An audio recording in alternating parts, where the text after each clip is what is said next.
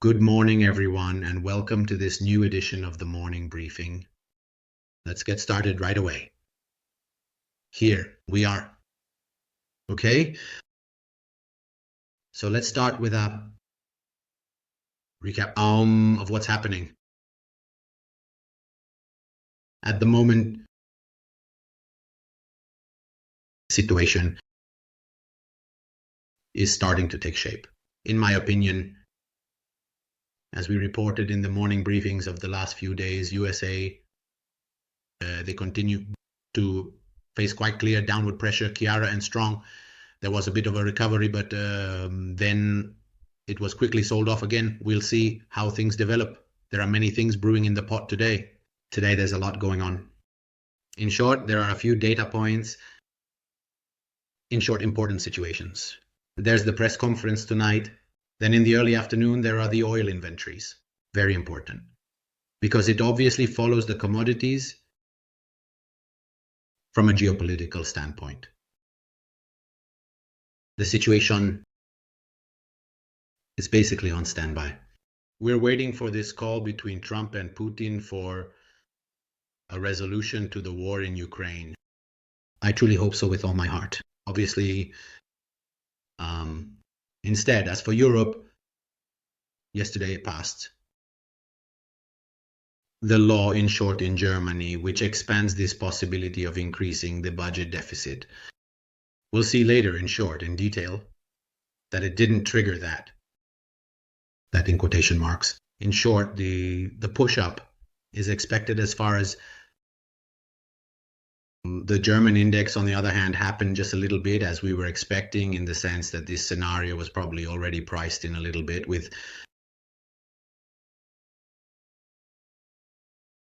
this can indeed also help to frame the above performance of the DAX compared to S, for example. Beginning of the year. We will see the developments later because obviously they are all scenarios that are unfolding, so the scenarios could easily change. Another thing to mention tonight, the BOJ has kept interest rates unchanged.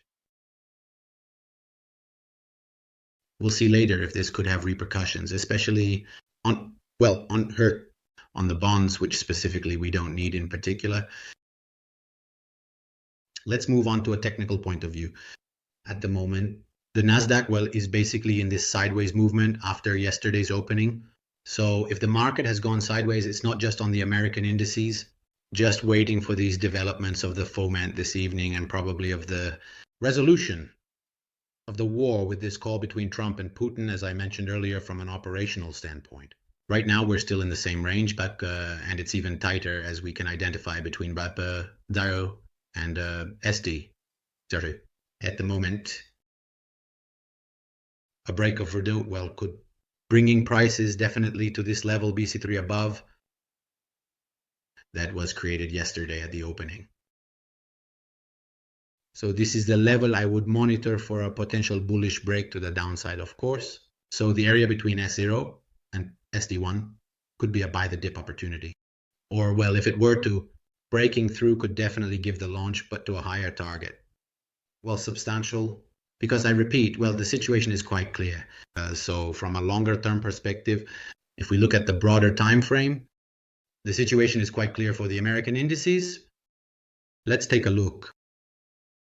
It's that I need to have, here it is. According to what I recall, here it is.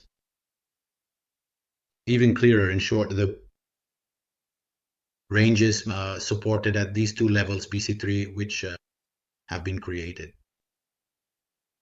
So this week, at the beginning of this week, these are the levels for Monday.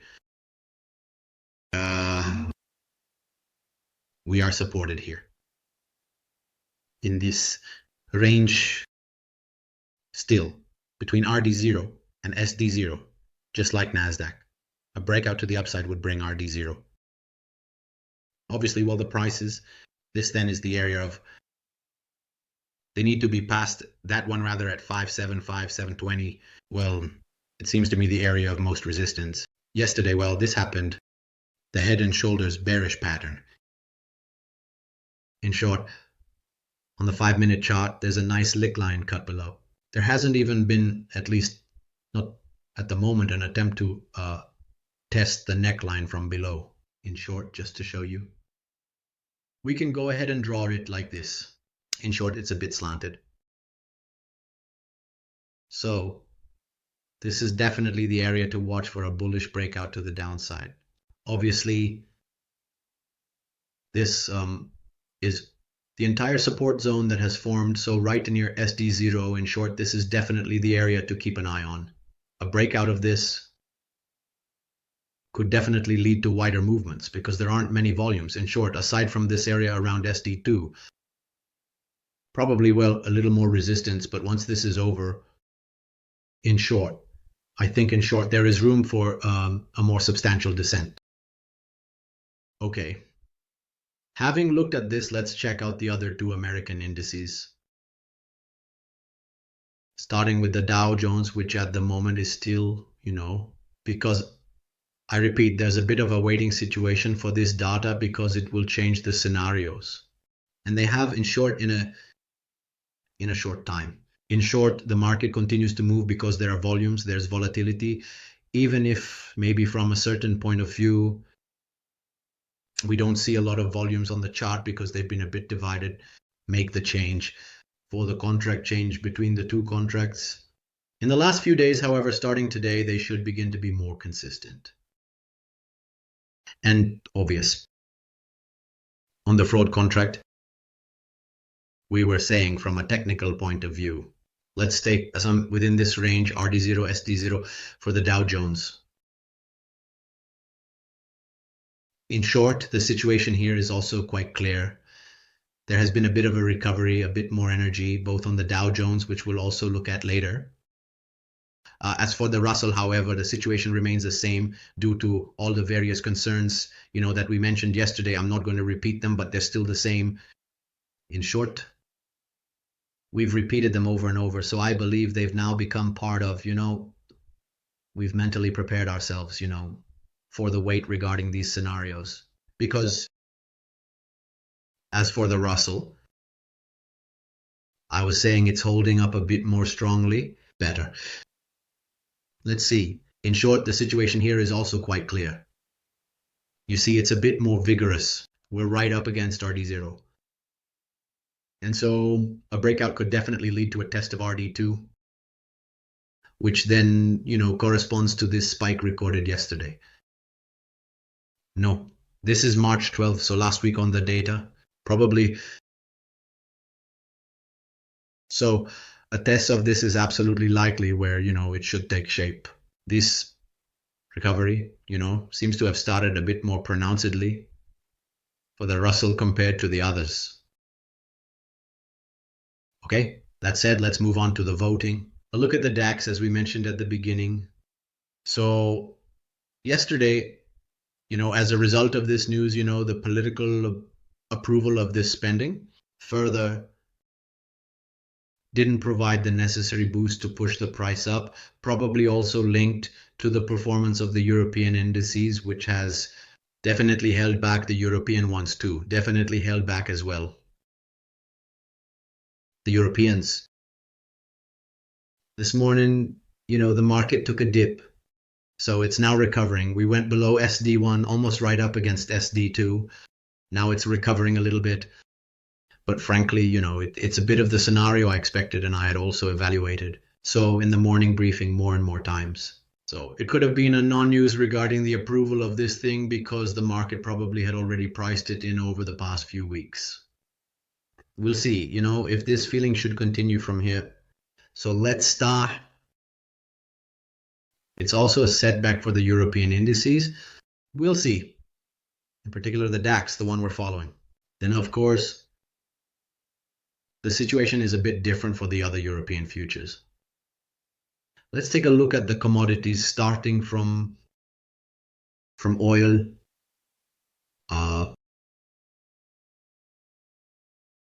So, in short, situation, we're constant. We're still within this range that we had already identified. Between 68 and 65, we can frame it for more and more days, and we are going to retest it. The lower part of this range could be an opportunity to go long, of course. The stops should be placed at the edges of the range. In case the range should break down, of course, you can reverse downward. That's basically it, but of course. Today, there's also the data on US gray inventories at 2:30 p.m., right at the opening of the American markets. 9:30 for our American friends. And so this is the situation to monitor. So there might be some spikes, maybe at the opening for the data. In short, that's absolutely possible. We'll see if the range gets broken and what the developments could be. I'm finishing up. Let's take a look at them too. I've prepared this chart. Just a moment. I want to get to this set of levels. Okay, perfect. If we have a long-term chart, let's start from 2023 with the breakout from this high, from this range that had been created. So we reached the 2000 area with a consolidation. Then we broke out of this range, and I've drawn these three nice waves. I drew the first wave, then I just adjusted the size, so I didn't move anything else. I just added them, and we have this projection. The second wave was respected perfectly. Now the third wave has started, and this is the target of 3180 for this third wave. Bullish. We'll see if it develops exactly like the previous two. This is the work of strong hands. This is just to help you understand how the mechanics work. This is all an upward push. This is a daily chart. Imagine the momentum behind the volumes that are behind it. All this movement, really huge and impressive, has been given to them over the last 2 years. We'll see if this wave will develop. There's still a long way to go. It was just a perspective to give a more complete view regarding, well, gold, which is definitely in demand right now. Just for all the reasons and the variables of uncertainty that we've repeated several times in the past few days and even this morning. I wanted to take a look at SP as well. This is still the chart I shared in the chat. Several times in the past few days, the target, this was the previous target from which, well, it could be done. In short, building a short position, but right at the median of this long-term channel, a channel that really caught the bounce.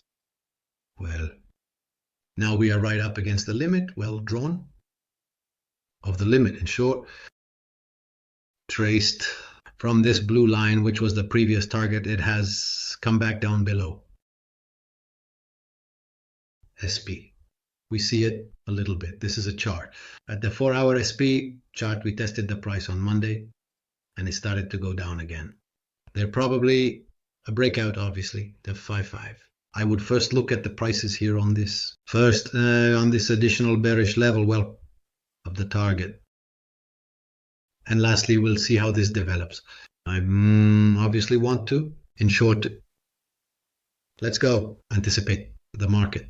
Let's follow the movement. This is a chart that, I repeat, I don't touch the EFA that's been built for a long time. That continues to act exactly. We can take a moment to remove it. You can still see this anyway. Removing this, and this is perfect. In short, even clearer in terms of Rilacqua. We'll see if there are any developments, if there could be another drop. In short, a breakout, obviously, of the long-term median would lead us to work in the lower part of the channel, so we'll see how things develop for now, in short. The first one, well, held the level to stay, testing from the top and from the bottom, the previous target level. Let's see if, at the moment, it seems to have regained direction, the downward direction. We'll then see the developments. What else to add? Let's take a look. Yes, also for Bitcoin. And since you've been asking me about it a bit, I'll consider it. Then, if I can find the time in the morning to include it, in the service as an extra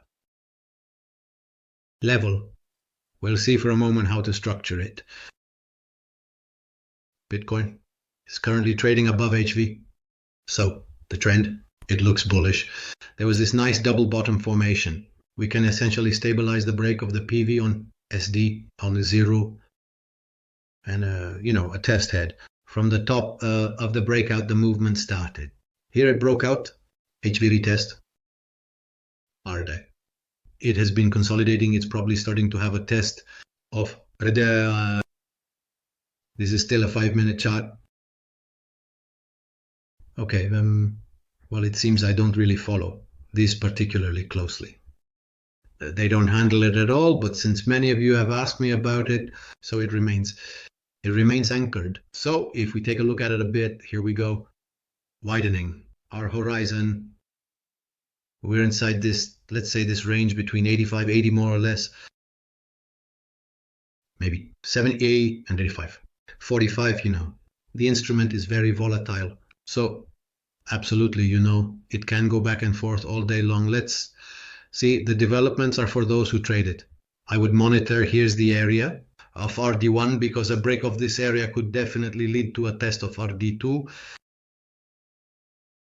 Obviously, that's the area to monitor, which is the upper part of this entire range. So a break of RD2, which is 85, could easily push prices towards the high and even beyond.